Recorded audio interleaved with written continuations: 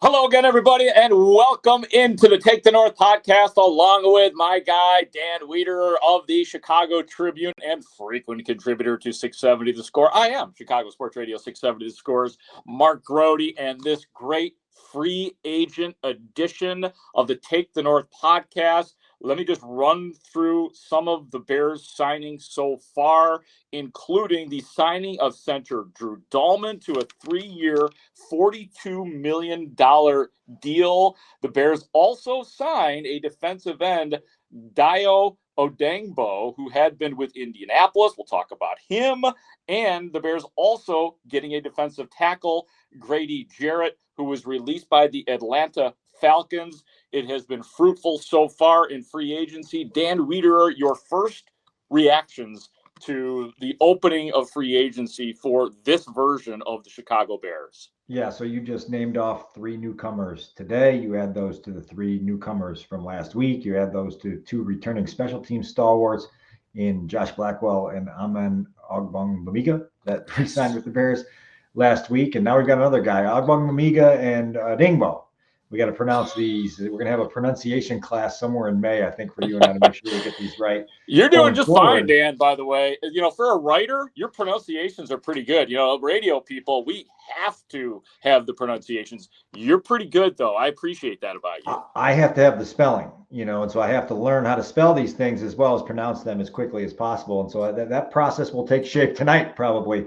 But if you were looking for big splashes, the Bears got up on the high dive and did a trio of cannonballs today, and I think probably the Dalman signing is the most significant because it finishes fortifying the interior of that offensive line, and you see the aggression that the Bears promised. They identified a guy who was the top center on the market. They went after him. They signed him. They brought him in. They put him in front of Caleb Williams and sandwiched him between Joe Thuney and Jonah Jackson. That said, the Grady Jarrett signing is probably the one that gave me the most adrenaline because you and I have talked a lot about adding edge to this football team, right? Adding tone-setting edge, nastiness. And I think Grady Jarrett is that guy. Listen, he's 31 years old. He's been in the league for 10 years. You got to figure out what's left in the fuel tank and how much more he has to give. But he's been pretty durable over those 10 years. And the one thing that's for sure certain is that he is a disruptor, a really, really special combination of quickness and power. The Bears will add that to that defensive front. And Grote, this is what you're seeing, right? The Bears are building from the ball on out. For the first time in a while, they are fortifying the trenches first, and that's what you saw today.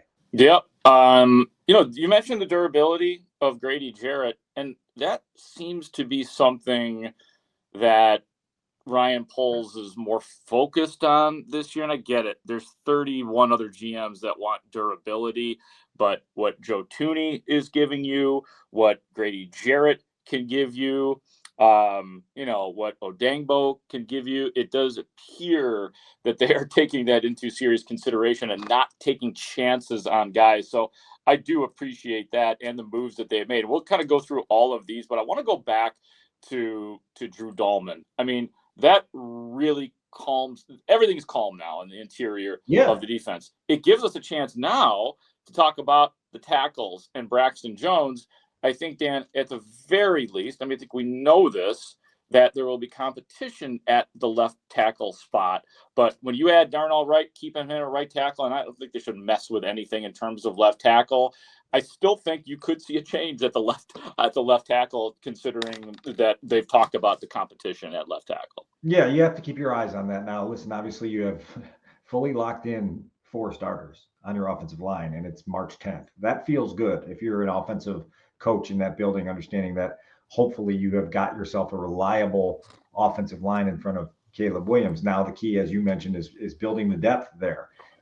Do they see Karan Amagaji as a guy that can develop into competition for Braxton Jones? Do they need to go out and get a veteran competitor for Braxton Jones? Do you go in the draft and get a competition piece for Braxton Jones? You have to understand also, when you're looking through the lens that Ryan Poles has to look through, you have to see the big picture as well. And you have to understand that Braxton Jones, he's got contract situations. You're talking about Joe Thuney. They've got to figure out what to do with him going forward, whether they extend him quickly, and if so, for how long. And then you're just trying to make sure that as you move forward, you have depth so that if and when some of these guys get older or don't work out, you've got pieces that can plug in there. Man, like I said it earlier today, and you and I were standing in front of Ben Johnson's podium less than 2 weeks ago, asking him if it was realistic to refurbish the offensive line in one off season. And with great confidence, he said, why not? It's been done before, right?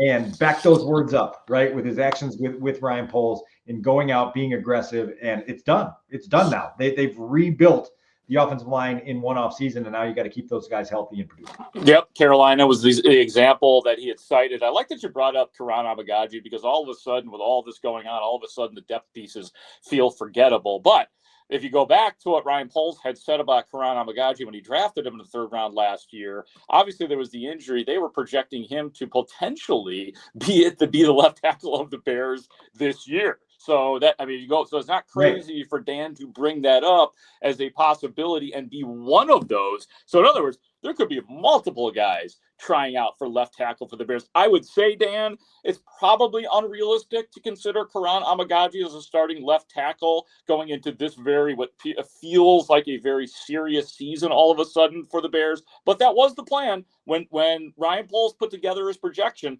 Left tackle this year was something that he was supposed to be sniffing. Right. And so now this new offensive staff has to put their eyes on that and figure out what's there and what they want to do with it. Not a lot of tape to work with from Amagaji's rookie year, and the tape that's there, particularly the one start in Minnesota, not real pretty. And so you've got to make some projections there as you're putting these pieces together. I will ask this, and this is only half joking, and it's half serious, because you and I have asked for edge, I guess, is what we're talking about for that offensive line. We're looking to be scared of people in the locker room. And I'm not sure that I'm scared of any of these starting 5 yet. I'm certainly not scared of Braxton Jones. I'm not scared of Darnell Wright, the guys we know. I don't know much about Joe Thuney and how edgy he can be. But Drew Dalman comes in as a Stanford guy, really smart, checks a lot of boxes, but is considered a kind of a quiet guy in the locker room. Jonah Jackson, a true professional. He's going to handle his business, but he's not going to really make a writer like me and a broadcaster like you be a little bit intimidated to walk up to his locker. So I'm curious, are you okay right now with the structure of this offensive line, or are you like me and you want a pit bull somewhere in there to get this group playing with that edge? I just love the idea, like, if you would go up to Braxton Jones and be like, you don't scare me. Darnell Wright, you don't scare me. Do you guys know Bobby Massey? He swore all the time. Do you know Roy Robertson Harris? I was shaking when I was talking to Roy Robertson Harris. By the way, the Bears just brought back Travarius Moore, the safety, on a 1-year deal. So big splash. Now that's actually probably a low dive. Yeah. What did he do? What did he had a moment last year. What was the thing? Didn't he do something last year? I thought he was involved in something consequential. I'm not saying it was good. I have to go back. Travarius Moore did do something good. I'm going to figure it out, Dan. We said his name somewhere in the We did. We did. And we made that's a special teams piece there, and so you're seeing some of these additions for Richard Hightower's group. But man, like I can't say it enough, because the Bears, I think, have recognized the urgency of making life easier and making life productive for Caleb Williams as soon as possible. And I appreciate their ability to meet that moment here in the early days of March and say, like, we're not going to sit on our hands and go, oh, well, maybe we'll let the free agent board come to us and we'll see how it shakes out. And if we have to wait for the second and third waves, we'll do so. They went out and made 2 proactive trades last week. They went and signed the top free agent center on the market and showed the level of urgency and aggression that I think is requisite for this moment of trying to get Caleb Williams 2025 to be a year where he unlocks some things and he breaks through. And you've got to give them some credit for showing this aggression. Now it's March, and you and I both know that a lot of March hype in this city has turned into November fizzle, right? And so they've got to avoid that from happening. But I'm impressed. I will say I'm impressed with how quickly and proactively they've gone out, identified their needs, and addressed them. Agreed. I want to go back to defensive end Dayo Odeyingbo. 15 and a half sacks. Thank you. Got to pause sometime. You know what I'm saying? That's okay, kids. If you're watching right now and you want to be a podcaster, it's okay. If you need to pause and take your time to get it right, it's okay. Odeyingbo, you see now I got it. 15 and a half sacks over 4 years with the Colts. In 2024, last season, 3 sacks in 17 games, 17 QB hits. 2023, was his big year as far as sacks are concerned. He had 8 of them that year. He's a second-round pick for the Colts in 2021 out of Vanderbilt, 25 years old. Do you think that this is the guy that he will be the defensive end opposite of Montez Sweat? Because if he is, they're obviously projecting him to do more than he has. This seems like a scouting thing where this is a player that they have liked maybe for a while. I mean, it kind of, like, I would have understood it more if Flus was still here just because of the Colts connection. Sure. But what do you think this is? Is he the guy, Dan? They're paying him to be the guy. I mean, that's what that contract looks like, and that's the investment they're making. And so you're looking at a week 1 starter, barring something unforeseen. You're gambling on upside. You are banking on the fact that he has shown the ability, not just in sack totals, but to be disruptive as a pass rusher. And from talking to people around the league, he's a guy that can bump inside and rush from the defensive tackle position on obvious passing downs. And so there's some versatility there. Big guy, right? Like really long, big, got some juice to him. Dennis Allen will have to share his vision for what he wants that to be in their system. But they're certainly investing in Odeyingbo to be the complementary piece opposite of Montez Sweat. They'll add to that rotation as they see fit. But yeah, that's you can put that in heavy pencil in your depth chart as the guy that they want to start in week 1. Yeah. Okay. I mean, like that takes a little bit of faith right there, and No doubt. probably would have preferred the bigger splat. And who knows what else they add in terms of getting a rotation. You still have Austin Booker on the roster. Is he a guy that they can continue to develop into something? Obviously, DeMarcus Walker is no longer here. He just never got the production, never got over 3.5 sacks while he was with the Chicago Bears. And quite frankly, DeMarcus Walker, Dan, was a guy that they brought in because they were projecting that he would build on what was an 8-sack season with Tennessee before he came to the Bears. This product seems to be a little bit more athletic, talking about Odeyingbo, but I still look at it as a risk or a gamble, as you said.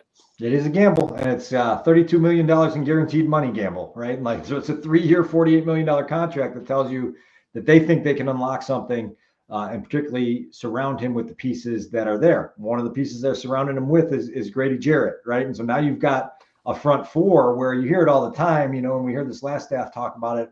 You got to get 4 rushing as 1, and you've got to be able to present matchup problems for opposing offenses, and so that they have to account for somebody that then frees up a matchup for you. And so that's part of the gamble here, the investment here, that you think you've got a chess piece that can do some things to create matchups either for himself or for others. That's what they're going to try to do here, and we'll see which direction it goes. Again, the new league year doesn't start, Grote, until Wednesday at 3 p.m. Chicago time, and the Bears are out of the gates running right now. We just talked about 6 new additions over the last week of guys that figure to play very prominent roles in the 2025 season. And I know I speak for myself and probably you and say I can't wait to start to talk to some of these guys late in the week and get a better feel for what they see as their role and what the vision is for them going forward. We'll do that, and we'll bring that to you, Dan, and I'll make sure you know these guys inside and out, hear what they sound like here on the Take the North podcast.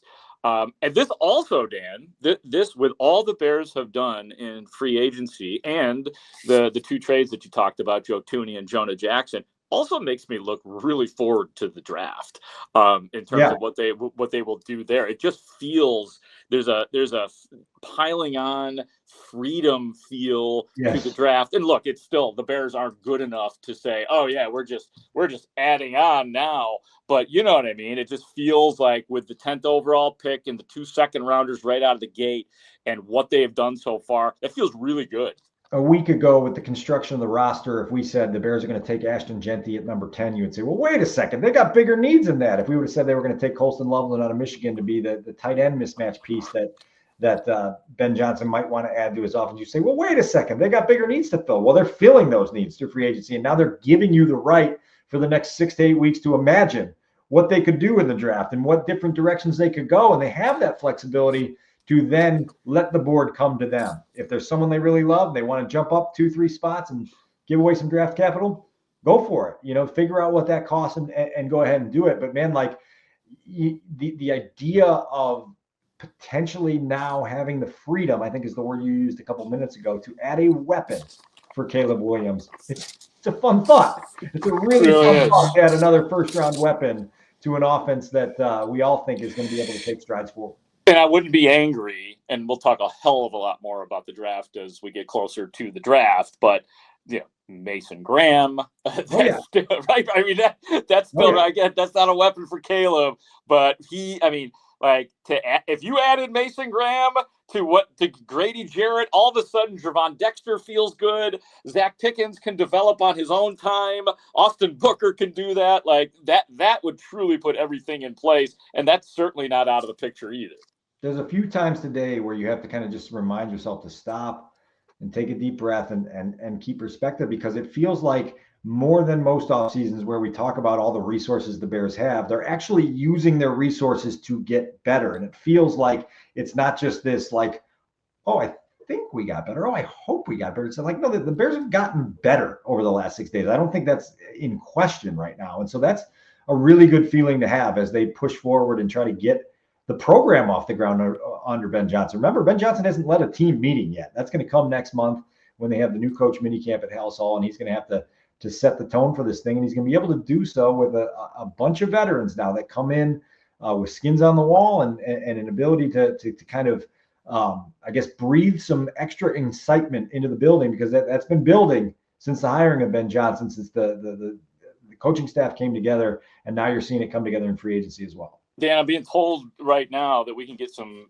direct insight from Indianapolis on Dayo Odeyingbo from JJ Stankiewicz, who used to be on the Bears beat once upon a time. He now works for the Indianapolis Colts. He was a guest on our afternoon show here on The Score. So this is fresh out of the oven. Here is JJ Stankiewicz on the new Bears defensive end, Dayo Odeyingbo. We're getting a big guy at defensive end, which I really like how he works in that Dennis Allen defense. He's 6'6", 285. He's strong. He can push the pocket. He still maybe is working a little bit on refining some of his other pass rushing moves, but a guy is 25 and I think he's an ascending player. And, I think we here in Indy, we're definitely interested in keeping him. But if you look at what the Colts did today in free agency, that money kind of going more toward the secondary when you have, the Colts invested first-round picks into Laiatu Latu, into Kwity Paye. They invested a lot into the interior of their D-line with DeForest Buckner and Grover Stewart. Probably just not the room for Dayo Odeyingbo to spend, however much he's getting from the Bears. So a really good player, guy who's well-liked in the Colts locker room, who I think is probably still, you can define him as an ascending player still at this point in his career. I like things that ascend, don't you? What'd you think, Dan? Yeah. I mean, like, ascending is great, and that's what this entire organization has to do. They have to ascend, and that's where I say when the deep breaths come into mind, you have to remember that they're 6 games out of third place in the NFC North when last season finished, and so the climb they're making is notable, but it's also a steep climb to get to where they want to go. A lot of these decisions are going to have to pan out, and we know that the track record in the NFL is not to bat 1,000 at this stage of the year. There's no way all of these hit. You just have to hope enough of them hit at a level that's acceptable to get the Bears pushed in the direction that they need to go, again, at a very crucial timeline in their building process, with Caleb Williams on the rookie contract and trying to get his own individual launch off on the right direction. Yeah, I mean, none of these signings make you go, what the hell are they thinking? I'm a little bit concerned about Odeyingbo because they are projecting, but that is the job of NFL front offices, to project players and ascending players, as JJ said. So that's the part that makes sense to me. Dan, let me throw this at you for a second, because there was a moment, I guess it was late Monday morning, with the Drew Dalman signing where the hype on social media was doing what it's supposed to do. It's mushrooming. It's, got this tsunami-like feel to it. And, you sort of ask yourself, like, who in Chicago was talking about Drew Dalman before, like, 2.5 weeks ago? You know what I mean? And so, like, Drew Dalman's hype has built because center was a big need for the Bears. You know what I mean? And so some of that you have to keep in perspective. I think the Bears have landed a guy who's probably a top 10 center in the league. But it's not like they just got Dermontti Dawson or Olin Kreutz or Jason Kelsey to come in here. And so you have to remember that, like, most people didn't know anything about Drew Dalman's first 4 years in the league until they got to this part of the offseason and said center's a huge need, and that's the top available center on the market. So it's just another one of those, just kind of perspective frames to keep around it. I think he's going to be a really good player, and I think he's done a nice job. He got hurt this year and missed, I think, 8 games with an ankle issue, but returned to finish the year strong. I imagine the Bears took a look at the late year tape to make sure they felt good about that. And then we'll just see how they continue to fortify and build, because they've got 30 plus roster spots still to fill, and you want to see those add talent and depth. Yeah, Drew Dalman. And it's a great point too. Like nobody knew who he was, and now we're all experts on him. 26 and just juiced up to throw the confetti in there, right? Yeah, thank you. Sorry, I don't have the old sneeze button with the stuff I'm using here right now. He is considered an elite run blocker. Okay, as far as pass blocking is concerned, and yeah, I'm just looking at you mentioned the missed games for people know. He's missed 11 games over the last 2 seasons. Last year, he was placed on IR for part of the season with an ankle injury. So yeah, he has missed 11 games over the last, actually, the last 4 years. 11 games over the last 4 years. I'm sorry, I got that wrong. But he had the ankle injury, which hurt some of his season last year. But for the most part, he's been a pretty healthy player. But yeah, we got to get to know these guys, see what they're all about. What I think I know, Dan, is that Dalman is a competent center, probably more competent than the previous 4 or 5 centers the Bears have had. And Coleman Shelton is not somebody I'm here to rip on either. I mean, he was fine, but this is obviously a step up. And look, you're trying to just create a firm pocket for Caleb Williams that he feels comfortable in, and that he trusts is going to be there on most of his dropbacks. And obviously, you're going to do some stuff with him, play action and rolling him out and doing some things. When you reflect back on some of the things that Ryan Poles said at the Combine 2 weeks ago, he talked about kind of the priorities in the offensive lineman that he was looking for this offseason. And he noted mental quickness. He mentioned intelligence. He mentioned communication skills. He mentioned vision. Drew Dalman checks those boxes. The one thing that's not on that list is, again, what we talked about is like that like MFer, right? Like that nasty edge. And so like I do want to get a better feel from Ben Johnson, from the new offensive line coach, Dan Rashar. What does this look like? And who's going to be your tone setter? Who's going to be the guy that other teams' defensive linemen don't really want to play against? Like Grady Jarrett is that guy for your defense now, where other offensive linemen know that when they come out on the field, they've got a full day's work ahead of them, because he's going to be a nasty MFer on every snap that he plays. And so I want a little bit more of that in the offensive line, but certainly the talent upgrade is undeniable at this point. Khalil Mack. 1 year, $18 million. I don't think he wanted to come back to Chicago. Fully guaranteed $18 million there, and that one popped early Monday morning. I'm sure you tapped into social media at some point over the weekend where it was like this huge wave of nostalgia overcoming Bears fans. It was like, oh, Khalil's coming back. And you're like, it's been 6.5 years since that trade on Labor Day weekend. This isn't 2018 Khalil Mack. He's still a good player. He's not the defensive player of the year candidate that we got used to seeing for a couple of years here in Chicago. It just reminded me, because the Bears put out a social media video the other day, and people are reading into that. Oh, there's so many Mac clips. It must mean he's coming back. It's almost a year to the day when the Bears had put out the Justin Fields London pamphlets and billboards or whatever they were putting on social media. And then Justin Fields got traded to the Pittsburgh Steelers. And guess what? Justin Fields is also on the move again himself on the topic of former Bears. What'd you make of that move? Oh, yeah. New York. I mean, like, sucks for him to go to New York, because it's just like, I could tell you right now, it's just not going to work out because quarterbacks don't work out, right? I mean, and Justin Fields is still a guy who's learning to play quarterback. Doesn't feel good for him. What feels good for him? Did I see this right, Dan? $30 million guaranteed, 2 years, $40 million. Good for Justin Fields. $30 million guaranteed. I know this guy wants to win and play and win Super Bowls and all that. We learned that about Justin Fields when he was here. But boy, oh boy, man, $30 million. The joke's on everybody else, really. Reunion with Garrett Wilson from the Ohio State days up in New York. But boy, that feels like a gamble by the Jets, and it feels like a gamble by Justin Fields, as you mentioned, to go to a place that hasn't had stability. Aaron Glenn, obviously the new coach there trying to set a new tone, I guess, in New York. And their offensive coordinator, I looked this up, it's Tanner Engstrand. If you're looking for guys that you want to pair up with when you're going into your second contract. I mean, good for Justin getting the $30 million guaranteed. I just, I'll watch out the side of one eye this season going, oh God, like what is that going to turn into? And I think we're both approaching it with some skepticism. Oh, yeah. Meanwhile, Aaron Rodgers, it sounds like it's going to Pittsburgh, right? It's a little bit of a switch. And by the way, the pick that the Bears got from the Steelers in the trade for Justin Fields is the one that they traded to the Rams for Jonah Jackson. So if you want to bring all this stuff full circle, there it is. Well, and just to add texture on Aaron Rodgers, believe it or not, I think that that's a good partnership, because if anybody who is going to have control or authority or respect from Aaron Rodgers, I would think it would be Mike Tomlin. Now, it's all about what he's actually got in the tank physically, but believe it or not, I do like that and DK Metcalf being there in Pittsburgh. I actually do like that for Aaron Rodgers if he can just get his belief straight. Always some wild quarterback cycling. Sam Darnold leaves the division. He goes to Seattle. So it looks like the Vikings are potentially going to turn it over to JJ McCarthy here soon. A lot of movement going on here in these last couple of days. Josh Allen gets some new money, which is always good to see for an MVP award winner to get paid.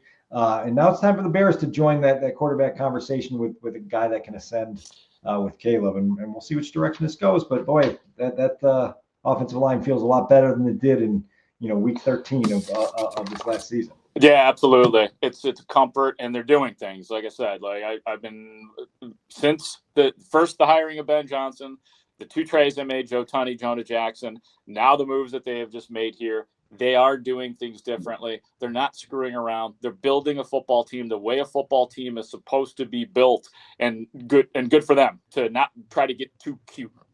I have a love-hate with this week every year in the NFL calendar, because it's so busy, particularly in a day like today where it's just like a flurry of action that you're on your phone, you're checking your computer, and you forget that you haven't eaten. You forget that you haven't gone to the bathroom in like 7 hours. I'm looking around my office now. I've got like a half-eaten bag of Fritos over there, a bowl of grapes that I plowed through earlier. And it's like, man, I don't know the last time that I left the door of this room, because it's just been nonstop action, updating the free agency tracker at chicagotribune.com, figuring out what's next. Oh, what just happened? Oh, who do we got to call? And it's just like, oh yeah, it's really pretty dizzying. So fun week, but certainly on the tiring side as well. Yeah, absolutely. All our phones are getting a workout, and it is adrenalizing. And for Bears fans, I hope it is stimulating. And as always, I hope that you find the Take the North podcast interesting at the least. Dan and I will be on top of all this stuff. Like I said, they're going to probably be introducing some of the new Bears later on in the week. We will bring that to you, and stay tuned to the Take the North podcast for all the latest transactions and things the Bears are doing in the name of building to get better and not have a 10-game losing streak like they have had 2 of in the last 3 years. Dan, any closing comments before we get out of here for the moment? No, the Take the North podcast is ascending. So we yes, feel good about that. We're always ascending. It's an ascending time in Chicago, and we're happy to be on the ascension. Yep, and that's going to be it for now. Keep coming back to the Take the North podcast. We appreciate everybody who listens. We appreciate all the feedback that we get here on the Take the North podcast. I certainly appreciate my partner, Dan Wiederer of the Chicago Tribune. Adam Stadzinski doing a great job producing Take the North. I'm Mark Grote. Thank you for listening to and watching the Take the North podcast. Great talk. See you out there.